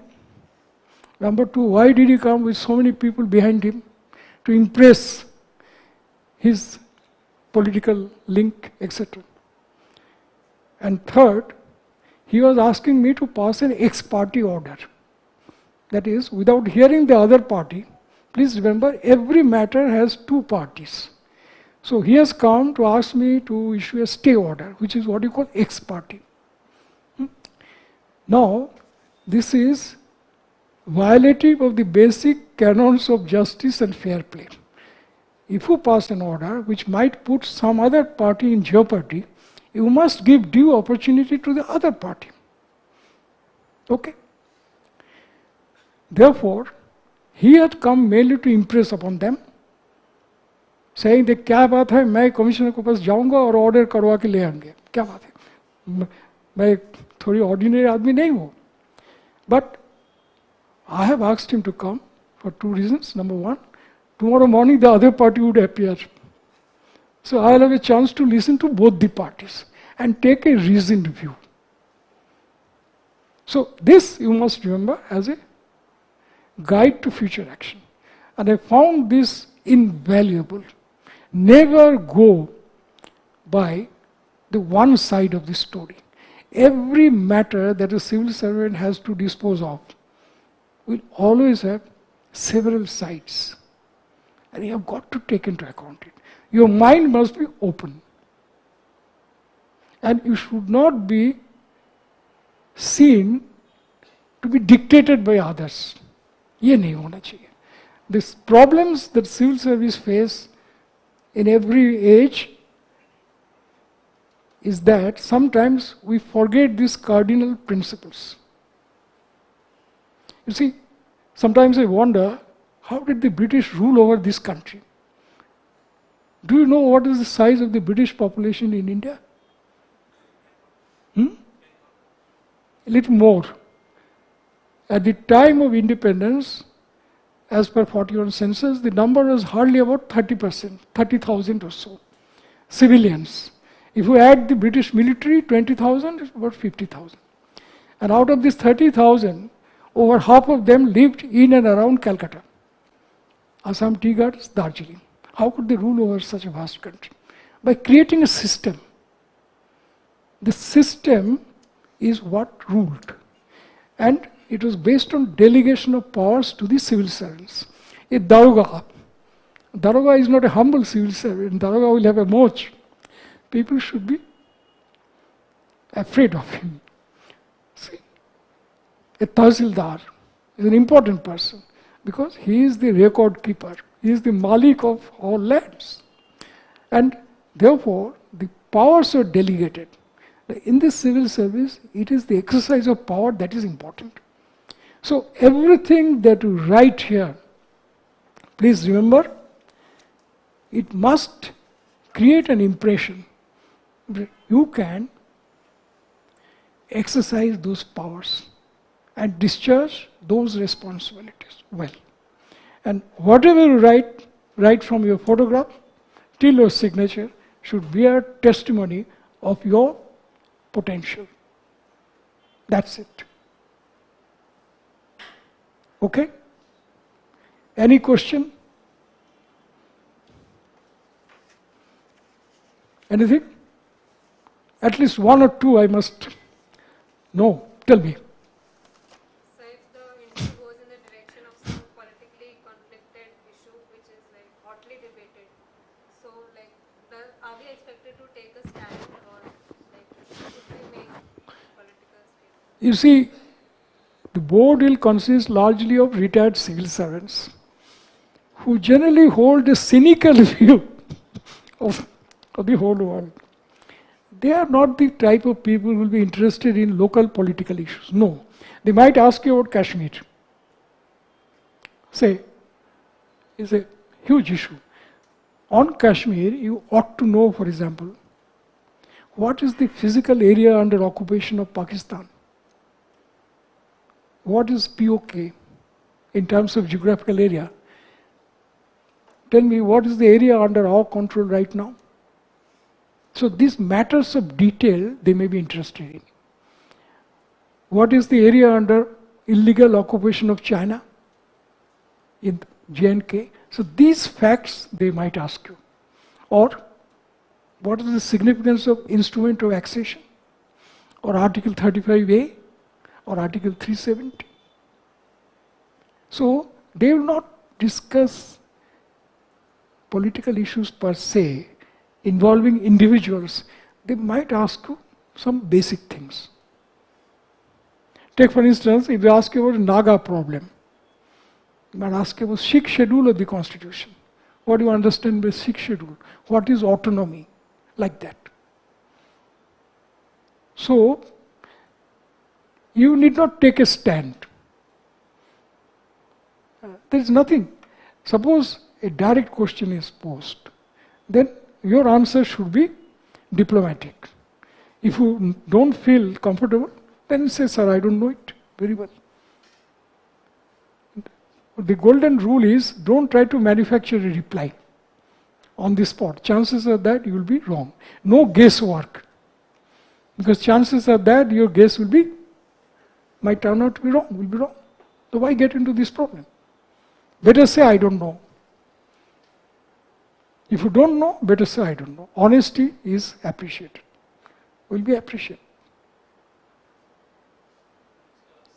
Yeah. Let's say I've changed my graduation subject and I've taken some other optional. What sort of knowledge should I expect them to ask me regarding my graduate? I mean, should I go deep into my graduation books or should I? You see, your merit has been proved. See, your academic merit, by the time you reach for the board, your academic merit has been proven. You pass the exams. Nobody is going to test your knowledge of physics or chemistry. They will see how you are in a position to apply your disciplines, the core of your discipline, to your day-to-day problems.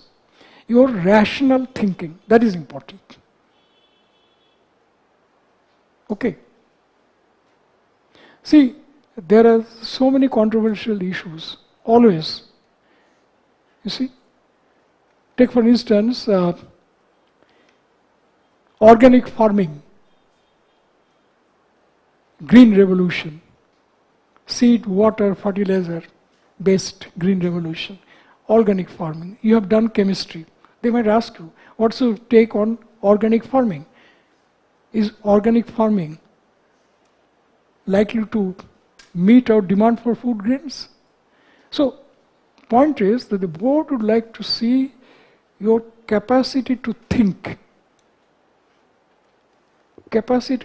logically, and then to put across a thought based on reason thought, not prejudice, but reason thought, and your articulation, that ability to put across your thoughts in a coherent, clear, intelligible manner.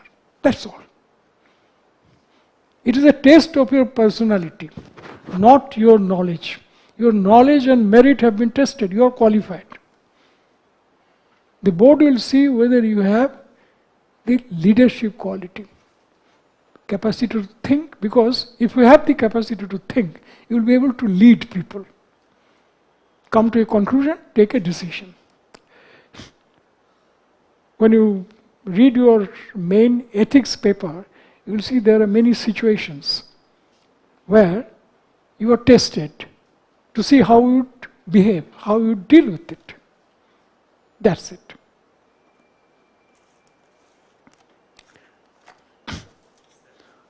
Yeah.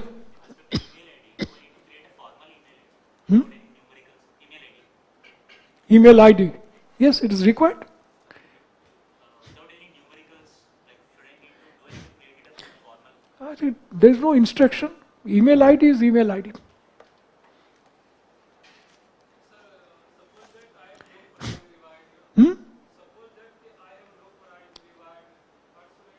I am? Pardon me? No? That's an achievement. That's an achievement because despite these things, you made it up to that level. That's your achievement. Isn't it? And I think it is great. Which means the distinctions that people might have earned are really somewhat overrated. Without that, a person could reach this level.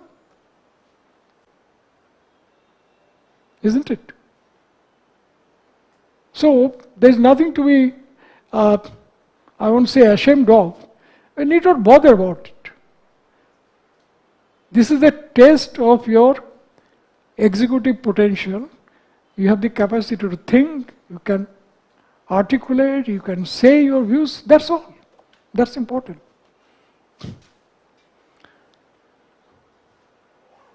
Okay, if you have no other question, then let me talk about the chances of success in the UPSC examination.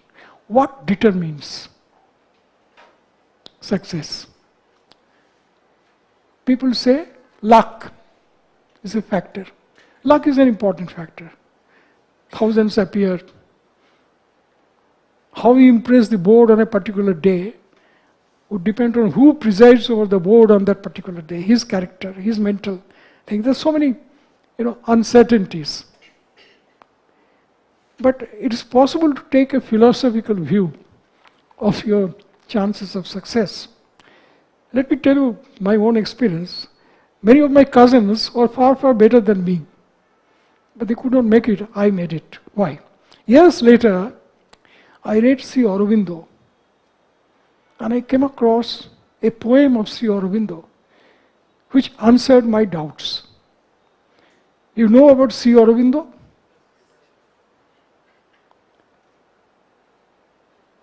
Sri Aurobindo was selected for appointment to the Indian Civil Service in the year of our Lord 1889. And he obtained 11th rank. After he obtained first class in Cambridge in mathematics, Sanskrit, Greek philosophy and classics.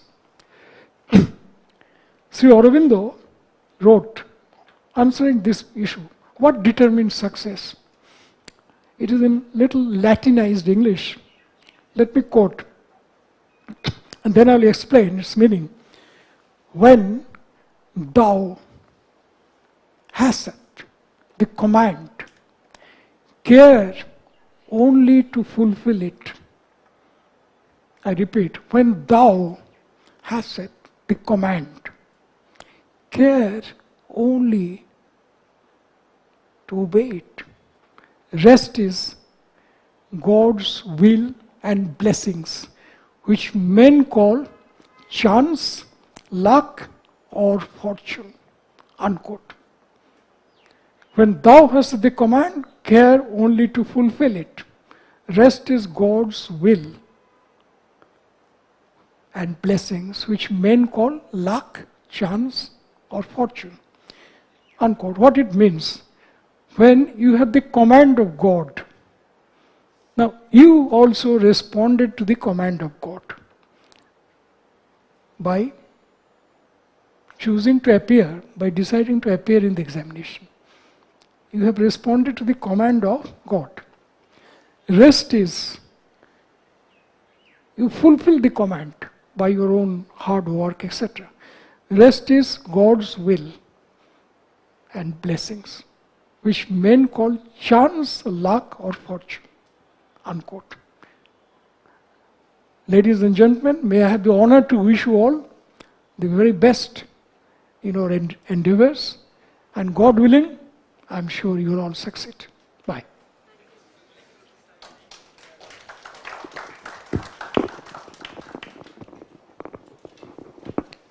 If a bit of my talking to you helps you, I'll consider my efforts amply rewarded. Thank you.